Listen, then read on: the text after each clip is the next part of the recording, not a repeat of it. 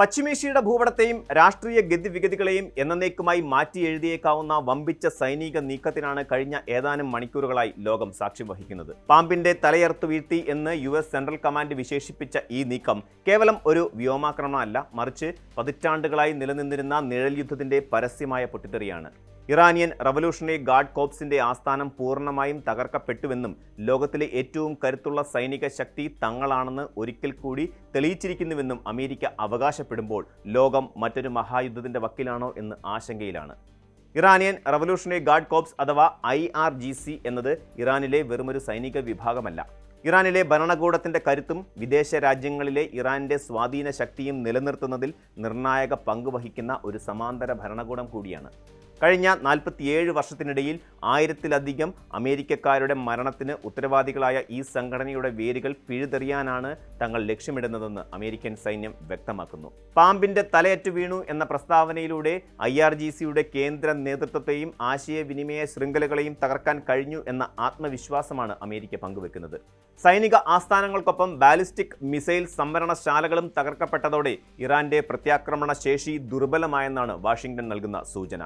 ഈ സൈനിക നടപടിക്ക് പിന്നിലെ സാങ്കേതിക തികവും ആയുധ പ്രയോഗവും ഏതൊരു യുദ്ധവിദഗ്ധനെയും അമ്പരപ്പിക്കുന്നതാണ്. അമേരിക്കയുടെ ആയുധപ്പുരയിലെ ഏറ്റവും മാരകമായ B-2 സ്റ്റെൽത്ത് ബോംബറുകളാണ് ഈ ദൗത്യത്തിനായി ഉപയോഗിച്ചത്.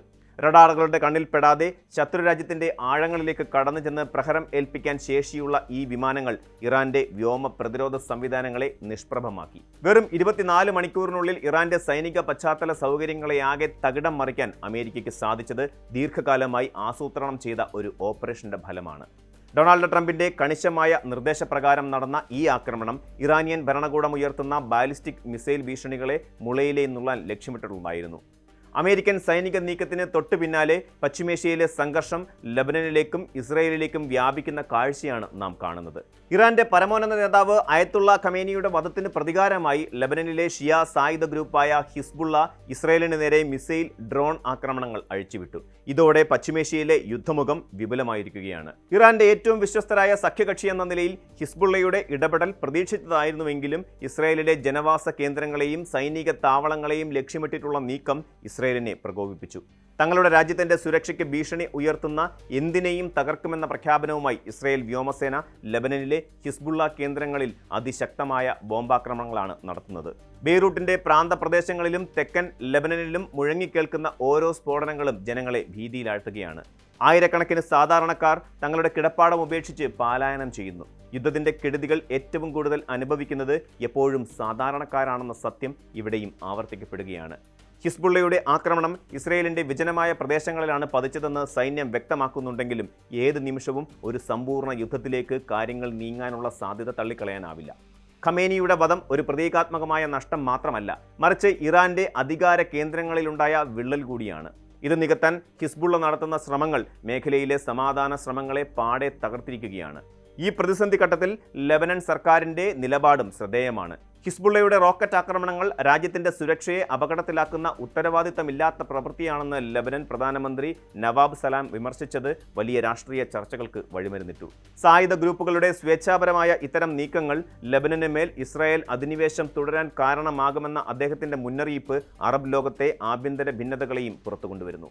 രാജ്യത്തിന്റെ ഔദ്യോഗിക സൈന്യത്തിന് നിയന്ത്രിക്കാൻ കഴിയാത്ത വിധം ഹിസ്ബുള്ള വളർന്നത് ലബനനെ സംബന്ധിച്ചിടത്തോളം വലിയൊരു ദുരന്തമായി മാറിയിരിക്കുകയാണ്. കഴിഞ്ഞ ദിവസം പുലർച്ചെ ഹൈഫയ്ക്ക് അടുത്തുള്ള ഇസ്രായേൽ സൈനിക താവളത്തിന് നേരെ നടന്ന ആക്രമണം ഹിസ്ബുള്ളയുടെ തിരിച്ചടിയുടെ തുടക്കം മാത്രമാണെന്നാണ് അവർ അവകാശപ്പെടുന്നത്. തങ്ങളുടെ നേതാക്കളെ ലക്ഷ്യം വെക്കുന്ന ഇസ്രായേലിന് കൃത്യമായ മറുപടി നൽകാൻ അവകാശമുണ്ടെന്ന് ഹിസ്ബുള്ള വാദിക്കുമ്പോൾ അതിനെതിരെയുള്ള തിരിച്ചടി അതിശക്തമായിരിക്കുമെന്ന് ഇസ്രായേലും ഉറപ്പിച്ചു പറയുന്നു. ഇറാൻ അനുകൂല സായുധ ഗ്രൂപ്പുകൾ ഒരു വശത്തും അമേരിക്കയും ഇസ്രയേലും മറുവശത്തുമായി നിൽക്കുന്ന ഈ പോരാട്ടം കേവലം ഒരു പ്രാദേശിക തർക്കമല്ല, മറിച്ച് ആഗോള രാഷ്ട്രീയ ക്രമത്തെ തന്നെ പിടിച്ചുലയ്ക്കുന്ന ഒന്നാണ്. അമേരിക്കയുടെ ഈ കടുത്ത നിലപാട് ലോകരാജ്യങ്ങൾക്കിടയിൽ സമ്മിശ്ര പ്രതികരണമാണ് ഉണ്ടാക്കിയിരിക്കുന്നത്. ഇറാനെ പോലെ ഒരു പരമാധികാര രാഷ്ട്രത്തിന്റെ സൈനിക ആസ്ഥാനം ആക്രമിക്കുന്നത് അന്താരാഷ്ട്ര നിയമങ്ങളുടെ ലംഘനമാണെന്ന് ഒരു വിഭാഗം വാദിക്കുമ്പോൾ ഭീകരരുടെ കേന്ദ്രത്തെ തകർക്കുന്നത് ആഗോള സുരക്ഷയ്ക്ക് അനിവാര്യമാണെന്ന് അമേരിക്കയും സഖ്യകക്ഷികളും വിശ്വസിക്കുന്നു. IRGCക്ക് ഇനി ആസ്ഥാനമില്ലെന്ന അമേരിക്കൻ പ്രഖ്യാപനം സാധാരണ ജനങ്ങൾക്കിടയിൽ എന്ത് മാറ്റമുണ്ടാക്കുമെന്നതും കണ്ടറിയണം. ഭരണകൂടത്തിനെതിരെയുള്ള പ്രതിഷേധങ്ങൾ ഇറാനിൽ പുകയുന്ന സാഹചര്യത്തിൽ പുറത്തുനിന്നുള്ള ഈ ആക്രമണം ഭരണകൂടത്തെ ശക്തിപ്പെടുത്തുമോ അതോ തകർക്കുമോ എന്ന ചോദ്യം അവശേഷിക്കുന്നു. പശ്ചിമേഷ്യ ഇപ്പോൾ ഒരു അഗ്നിപർവ്വതത്തിന് മുകളിലാണ്. ലാവ ഏത് ദിശയിലേക്കും ഒഴുകാം. അമേരിക്കയുടെ ഭാഗത്തു നിന്നുണ്ടായ ഈ നിർണായക നീക്കം മേഖലയിലെ ഇറാനിയൻ സ്വാധീനം കുറയ്ക്കുമെന്ന് ഉറപ്പാണ്. എങ്കിലും ഇതിൻ്റെ പ്രത്യാഘാതങ്ങൾ എത്രത്തോളം വലുതായിരിക്കുമെന്ന് വരും ദിവസങ്ങളിലെ നീക്കങ്ങൾ വ്യക്തമാക്കും. B-2 ബോംബറുകളുടെ ഗർജനവും അതിർത്തി കടന്നുള്ള മിസൈലുകളും സമാധാനത്തെക്കുറിച്ചുള്ള ലോകത്തിൻ്റെ പ്രതീക്ഷകളെ തല്ലിക്കെടുത്തുകയാണ്. ചരിത്രത്തിലെ ഏറ്റവും വലിയ സൈനിക നീക്കമെന്ന് അമേരിക്ക വിശേഷിപ്പിക്കുന്ന ഈ നടപടി ലോകക്രമത്തിൽ വരുത്തുന്ന മാറ്റങ്ങൾ വരാനിരിക്കുന്ന തലമുറകളെയും ബാധിക്കുമെന്ന കാര്യത്തിൽ സംശയമില്ല. കൂടുതൽ വാർത്തകൾക്ക് News 18 Keralam YouTube channel subscribe ചെയ്യുക.